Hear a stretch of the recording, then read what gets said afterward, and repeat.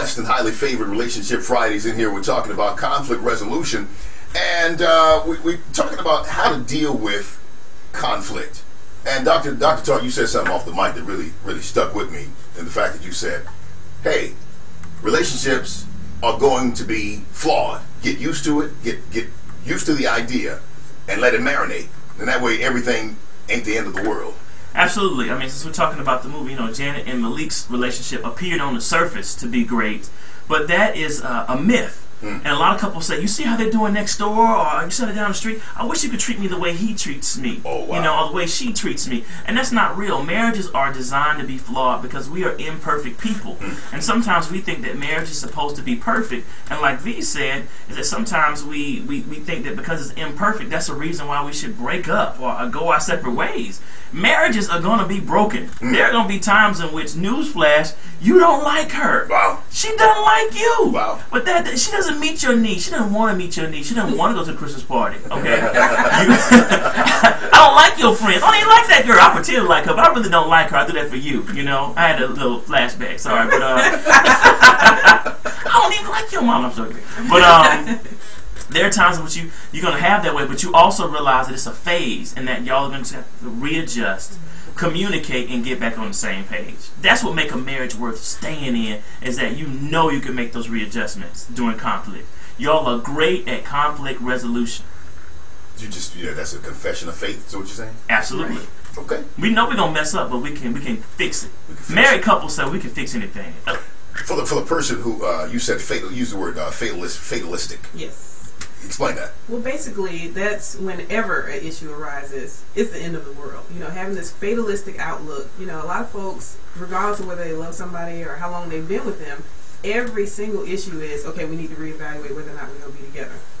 This is almost the end of our relationship. Well, maybe we should just break up. It's constantly being at a heightened sense of conflict. It's this is the end, let's not move forward past this, instead of actually going through the particular issue and calmly just sorting it out. And I know I keep saying calmly sorting it out, but really a lot of times we're just over emotional and overreacting to an issue. Are there issues that hey, we can't move past this one? Like, again, the penalty flag was thrown. We got to deal with that before we move forward. Yeah, there are many issues like that, but again, it's how you approach it. And like Dr. Hart said, some people have a more negative approach and think that relationships are just bound to break up. And it's really how you approach the relationship. Is this an issue that we're going to work through or we're going to resolve? Or is this an issue that's going to always break us up? And you have to kind of know the difference. That's key, because you can be an optimist in a relationship and marry a pessimist, and that relationship will not last because he or she wants out of the relationship at the first sign of problems, and you can't will it back. Both of you have to want to be married more than you want to have your needs met. Say that again. All right? Say that again. Both of you have to want to be married more than you want to always have your needs met. Well, that's why people get married. A lot of people get married because this guy meets my needs, or this woman, man, she is the bomb.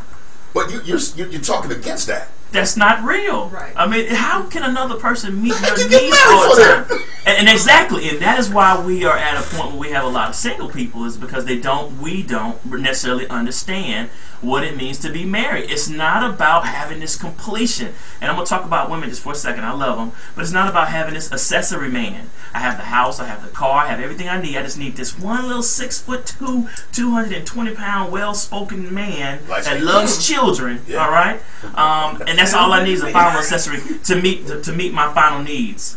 But if he wants to do some things differently, I'm not trying to adjust my life now. I already have it the way you just the last accessory I need to complete this dress. I'm not trying to change dresses now. Now back up now. I just need this piece, and that's why a lot of men are afraid to get married. And same thing with men. We don't necessarily want to change either. We just want to stay in our box, and you just give us some companionship at night. Let's help this situation here. There's an email that we got from Facebook. How do you make your husband feel like he is still the head of the household when he is no longer employed? That's a good one. And the interesting thing about that is that so many people in relationships base a person's value on whether or not they have a job. And this is going to be different from what a lot of people say. They say, a man is not a man if he doesn't have a job or if he doesn't make this certain amount of money. And I see that as a big problem. Of course, a man should be responsible and hold his weight, but why is his value as a father, as a husband, as a lover, or whatever he is, why is it taken down to a lower level because he doesn't have a job? I think that there's not enough balance in that kind of situation. So to answer the question, how do you make him feel like a man? A man is going to be a man regardless of his financial or employment situation. That sounds good. Let's dig into it a little deeper. From a man's perspective, his worth is defined many times by his ability to be able to please his woman and to be able to provide. And so if he feels as though he can't provide for her, he feels worthless. And what can she say? Is there anything she can say to bring that worth back? Absolutely. I think you talked about it. I think that the physical intimacy has to improve. It has to actually increase double, triple. Because we're babies. We need nurturance. I'm sorry, I'm just keeping it real. Wait. No, he ain't got no money, but you want me to do what? Say what? If you want to stay married and you really want that man to get up and look for a job the next day, you need to triple the physical intimacy. Remember, I said marriage is not easy. No one said it was easy. All right, but a true woman is going to be able to make that man feel like a king anyway, and she's going to be able to see in the future where he already has a job. This is just temporary. Wow. She's making love to him, since we're talking about marriage, as if he already has a newer job with more money.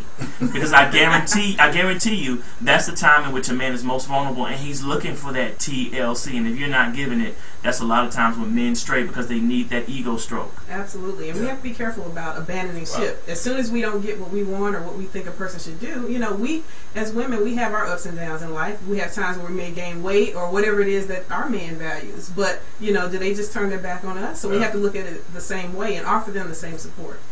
Okay, conflict resolution. We're going to open the lines. We got so much to talk about here, and there's some things that are on your mind, and that last one was incredible. Wow. Okay, if you want to call, talk about it, 888-467-7754. We want to kind of help you through the things that you're dealing with, or send an email, kdbowe@kdbowemorningshow.com. And if you're on Facebook, you can put it there as well. Keep it where you got it.